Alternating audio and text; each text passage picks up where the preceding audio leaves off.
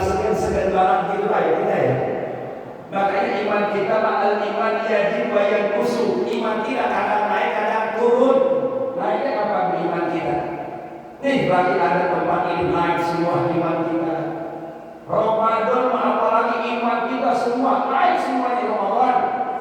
Masya Allah udah luar biasa kalau Ramadan iman kita. Apalagi hari pertama pas satu Ramadannya ini masih saya yakin nggak muat ini anakku. Sampai ada jamaah yang belum ada peci sama sejadahnya udah nungguin nandain. Itu bulan Ramadan iman kita lagi cakep-cakepnya itu. Tapi kadang-kadang kalau udah habis Ramadan, Masya Allah masjid, musola sepi lagi, lupa jalan ke masjid dan musola. Itu iman kita model kayak begitu. Maka bagaimana kalau supaya iman kita selalu stabil, selalu meningkat? Katakan Ustaz Ade untuk ada sering-sering masih ilmu, hati kita adem, hati kita tenang. Urusan rumah kita tinggalin sebentar, kita bermunajat kepada Allah Subhanahu wa Ta'ala. Andaikan di hari pulang ngaji Allah tampakkan kebaikan-kebaikan buat kita, Pak. Kayaknya kita saban hari pengen ngaji. Ya, duduk di masjid walaupun sebentar dibacakan satu hadis, dibacakan dua hadis di dalamnya, itu lebih baik daripada ibadah 60 tahun lamanya. Setidaknya walaupun hari ini tidak ada yang masuk kita amalkan, kita hanya dengar saja. Satu keuntungan buat kita adalah ampunan dari Allah Subhanahu wa Ta'ala. Banyak dosanya Pak kira-kira. Kita dosa banyak banget ya Allah. Makanya perlu banyak-banyak istighfar kita. Kadang-kadang istighfar ogah kita nanti jamin masuk surga. Istighfarnya dalam keterangan hadis ada yang mengatakan 70 sampai 100 kali. Bi'ati marrahul layum, 100 kali Nabi mengampun kepada Allah.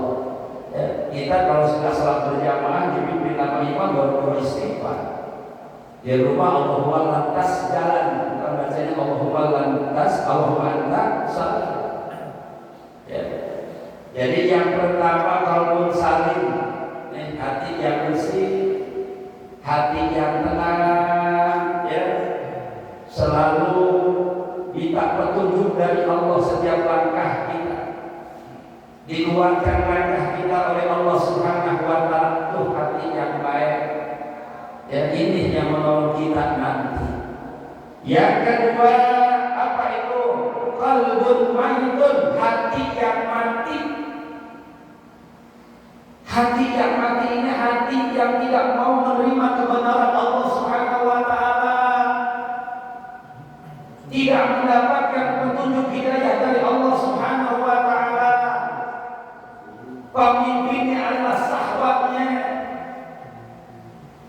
Nafsunya dikedepankan. Nah, orang yang kayak begini, orang yang sudah hatinya mati, jauh daripada Allah, bahkan tidak mengenal Allah, maka siap-siap tempatnya di nerakanya Allah Subhanahu wa Ta'ala. Na'udzubillahi min. Kita bukan hati-hati yang mati, Pak. Kita datang ke sini berarti Allah takdirkan. Guru kita sering sampaikan, bersyukur kita pagi hari Allah berikan kekuatan. Jadi sekarang kan subuhnya jam 4:15 kurang lebih. Kalau ingin ngikutin nafsu, apa pengen tidur?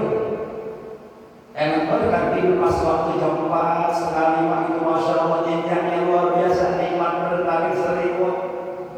Sampai suara aja berkumandang gak kedengeran. As-salatu khairum minan naum. Ada sama-sama sayur-sayur tarik selimut, salat naum-naum. Kumandangkan muaji saking cakepnya itu aja, akhirnya tambah boles. Makanya kalau bisa sholat subuh yang muazin orang yang gak pernah ajan, Pak. Dan kita kaget siapa dia ajan yang pengen dia terus kamu sholat. Suami kayak begini biarin. Ya. Biar dia datang semuanya. Maka sekarang kita masalah tanda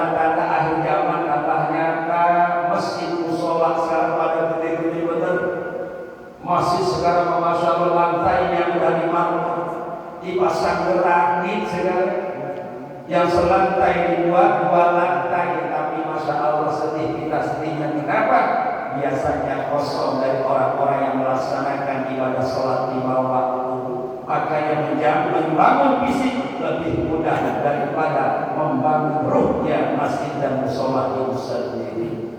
Makanya mesti ada hasil. Bulan dia pengajian harus ada hasil.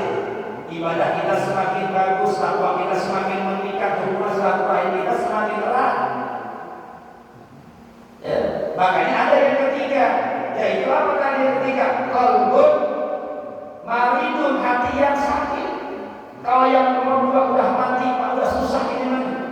Ada hati yang sakit ini, dia masih mau sholat, dia masih mau ngaji, dia masih mau berbuat ilmu, tapi saya hatinya juli-juli, tapi sekali singgung. Itu namanya hati yang maridun.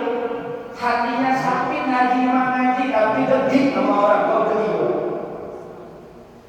Sombong. Ibu-ibu kalau sombong, bapak-bapak sombong. Padahal dia punya sesuatu dari suami yang pakai emas, semua cincin pakai semua 5 jari. Dia bilang sama tetangganya, bu nanti tanggal 5 ya, 5 Oktober. Nunjukin maksudnya. Tuh ibu-ibu udah saya keluar dari suami. Itu sombong namanya. Nah kalau dia mati, bawa ke harta tadi yang 5 jari cincinnya 10 bulan. Ada dibawa, bu ibu mati, suami girang ya. Alhamdulillah ada peninggalan emas, istri gua bisa kawin lagi. Iya tuh. Makanya jual emas, jualin bukan ditinggalin. Suami juga sama, Ustaz Dedi punya mobil bagus, punya rumah gede, Ustaz Dedi meninggal. Emang dibawa Ustaz Dedi mobil sama rumah yang bagus? Kagak. Dikuburin nganterin tuh istrinya, udah lipat Ustaz Dedi. Ya udah tuh, hartanya punya siapa? Punya istrinya nikah lagi, yang nyupir siapa nanti? Terus suami baru, Ustaz Dedi sholat.